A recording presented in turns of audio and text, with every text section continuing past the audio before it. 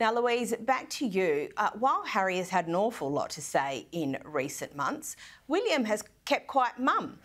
But it's been reported this week that he may have had a hand in seeing the Sussexes evicted from Frogmore Cottage. Can you give us the run-through on this? Yes, now this is fascinating. As you say, William has kept his powder dry, but he has unleashed his fury in a very effective and calculated way. So Prince Andrew was moved out of his Grace and Favour home, the Royal Lodge. I mean, that's got like something like 50 rooms, so it's a massive place. Meghan and Harry, of course, have been evicted from Frogmore Cottage, the cottage that they complained about bitterly that wasn't grand enough for them and their family when they actually lived there, even though it had been refurbished at the taxpayers' expense. And they paid it back, of course, but it wasn't good enough for their grand compared to their sort of lifestyle in Los Angeles.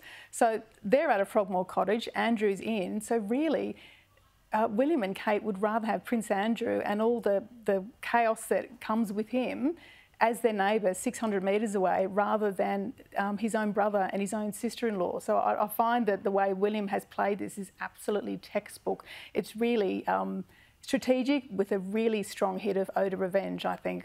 Amazing. And Louise, it sends a message, doesn't it?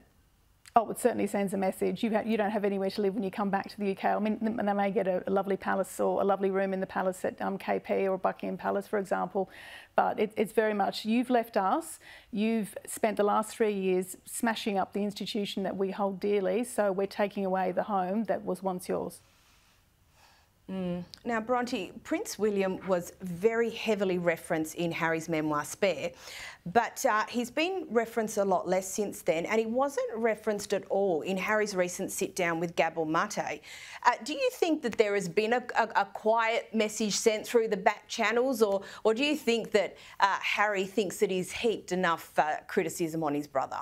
I'd hope it's the latter there, to be honest, Caro. The truth is that William was the #1 target in that book, Kate as a pretty close second. And with the pair of them, it's not surprising that this has all come to play out with the Frogmore Cottage situation.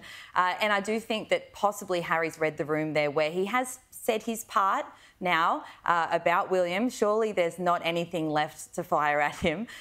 He's possibly read the room that, you know, enough is enough in that sense. And also the fact that he did go after Kate, knowing that the two of them can't really release public statements in response. But instead what we're seeing is this kind of move, which is Charles was the one that made the decision to evict Harry and Meghan, and it was apparently the day after the book was released. But that's in concert with William, who also, this is them sending their message. This is them saying, yeah, enough's enough. I do think that Harry possibly will retreat now slightly on William and Kate. You'd hope. He is obviously going to have to see them at some point in the future, possibly at the coronation, I think. But yeah, it may just now be time where he's fired all his shots and maybe he's realised it's time to just take a little break on that front.